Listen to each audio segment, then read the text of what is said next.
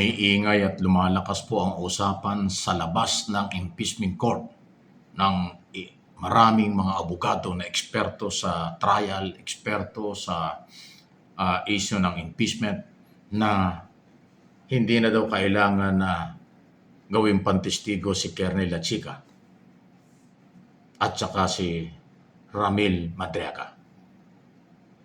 Si Lachica po ang itinuturo ni Gina Acosta na kanyang pinagbigyan ng pera sa utos ng Vice President Duterte doon sa 125 million confidential intelligence fund. Doon sa mga hearing sa Kongreso, yan din ang itinuturo ni Paharta. Kila Chica rin napunta yung pera. Kaya ngayon, ang sinasabi ng mga abogado na eksperto sa trial, impeachment court, lalo tigit, na-establish na talagang na-withdraw ang pera, nailabas ang pera, mali ang pinaggamitan ayon sa Commission on Audit o COA. So hindi na daw kakailanganin pa sila Chica maging testigo dahil pwedeng mag-deny lang yun, pwedeng magturo lang, pero mahalaga na ituro siya ni Gina Acosta na sa kanya ibinigay ang pera sa utos ng Vice President. Establish na daw po yun. Pag ginawa daw testigo yun, baka makasama pa, makasira pa sa prosecution sa mga taga-usig. Yan po yung pananaw ng ibang mga abogado na sumusuri dito. Sa issue naman kay Ramil Madriaga, na ngayon ay nakakulong dahil may ibang kaso itong kinakaharap, na nabanggit na dapat maging testigo ng prosecution dahil naging testigo ito doon sa Committee on Justice nung binabalangkas pa yung article of impeachment. May sa pantaha rin at sinasabi rin ng mga abogado baka hindi na rin kailangan. Maging yung mga prosecutors na pahiwatig na rin sina mga spokesman nila na baka nga hindi nakakailanganin kung after ng kanilang evaluation ay kailangan pa ba o hindi. Dahil nga ho, sa issue naman niya nung sinasabing unexplained wealth. Ayan ho yung inaabangan natin. So kung babawasan ng mga testigo ang prosecution, baka makakabuti para mapabilis. Kasi dati 57 ang kanilang testigo, nawala na yung 6, kung babawasan pa, di palit ng palit, baka mas maganda. Kasi sa akin naman yung personal na observation at opinion, na-establish na talaga na-withdraw yung pera, pinatunayan ng bank manager. Inamin din ng ni Acosta kung saan nakapangalan sa kanyang cheque na kanyang withdraw, nilagay sa bag, ibinigay kay Kernel Lachica. Ang sabi ng COA, kaduda-duda or mali, hindi tama ang pinagamitan ng confidential fund. So yun na po yun.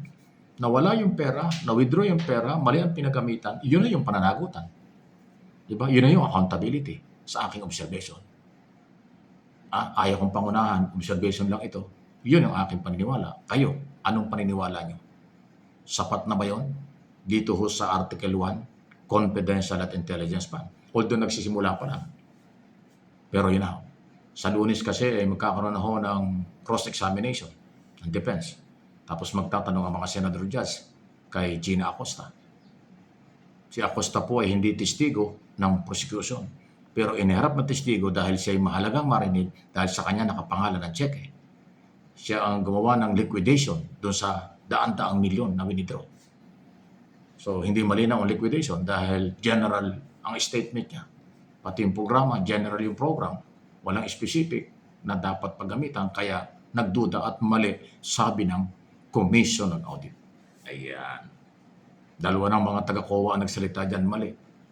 Si Wamil, auditor, at saka si Del Campo na pumalit kay Wamil nang umalis sa issue niyan, sa trabaho niyan.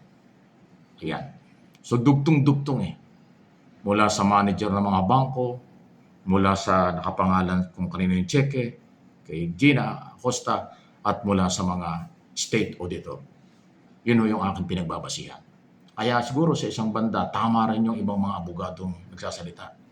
Hindi na kailangan sila Chica pang tanungin, baka mag-deny pa at kung ano-ano.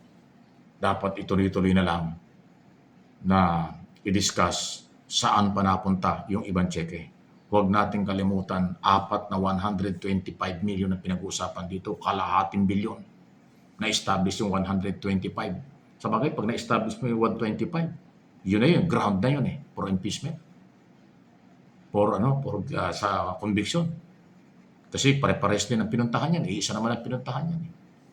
Parang gano'n ang dating. Kasi iisa na tao ang nakapangalan sa cheque, isa rin din ang pinagbigyan ng pera after ma-withdraw sa bangko. Ay di yun na. Yun na po yun. So, kaabang-abang. Sana nga ay mabigyan din tayo ng mahabang panahon pa. O magandang panahon, magandang panahon kasi dito sa nakaraang linggo talagang bitin na bitin tayong lahat. Dahil ang kalikasan, ulan, baha, kaya 2 araw na walang trial, Lunes lang. Hopefully next week ay magtutuloy-tuloy na. Asahan din natin baka may pagbabago sa schedule kasi gusto ng ibang mga senador, pabor ang prosecutors sa hapon gawin. Kung kinakailangan alas 3 ng hapon hanggang alas 9, alas 6 ng gabi, 3 araw, 4 na araw, okay lang. Mas marami makakapanood dyan sa malalayong lugar, sa North America, South America. Dahil kasi Central America, dahil iba yung oras doon. So mapapanood nila, hindi katulad ng umaga, tulog sila doon o kung ano man, busy. So yun yung advantage. Tayo naman, kahit anong oras yan, kahit anong araw yan, ay ating babantayan. Lalo na yung aking mga channel dahil atin hong pinakikinggang mabuti para na ipapaliwanag natin kung ano ang ating sariling interpretation, observation at opinion. Okay? Yan ho yung mahalaga. Kaya na ipapaliwanag natin kasi alam natin yung proseso at ating narinig sila.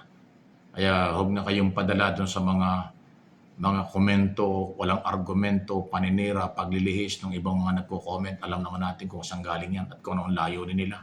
Panlilin lang. Hindi tayo magpapanlilang. Kasi nakikita natin naririnig ang trial kahit anong oras. Basta ginawa nila, maririnig natin yan. Ayun. So, huwag tayong magsawa. Uulitin ko yan. Huwag kayong magsawa. Kasi pag kayo nagsawa ng mga Pilipino sa buong mundo ng pagsubaybay dito, papabor yan sa mga abusado. Papabor yan sa posibleng umabuso sa kapangyarihan at pera ng bayan. Kasi mahalaga, intact ang mamamayang Pilipino. Seryoso ang mamamayang Pilipino, hanapin ang katotohanan. Para din ho yung mga senador judge, magkaroon sila ng gana na talagang aralin, tingnan, subaybayan. Itong huling mga araw po, napansin natin na yung ibang mga senador parang tamlay na Hindi na pumapasok sa impeachment court. Nag-viral na po yan. Madala yung isa nasa abroad, yung iba ay busy sa labas ng korte, yung iba naman nasa Senado, pero wala sa impeachment court. Nagkakape-kape, nagme-merienda doon sa isang kwarto. Kita nyo? Napakahalaga ng trial dahil ebidensya, pagpapatunay, tamang proseso, ang pinag-uusapan, hindi sila dumadalo. May iba rin silang priority. Di lalo na pag ang taong bayan ay hindi nagka-interest yan. Siguradong sila ganyan. Baka makalimutan na lang ng ganun-ganun ito. Huwag natin kalimutan ang katotohanan, katarungan, pananagutan. Yan ay laging kailangan. Kahit kanino, kahit sino. Lalo na nga ito, pera ng bayan. Pansamantalang kapangyarihang ipinagkaloob ng mamamayan. Dapat nilang pangalagaan yan. Hindi lang sa mga impeachable official. Pero dahil impeachment ang pinag-uusapan, Vice President ang akusado at may pananagutan dyan. Please like, share, subscribe, and follow.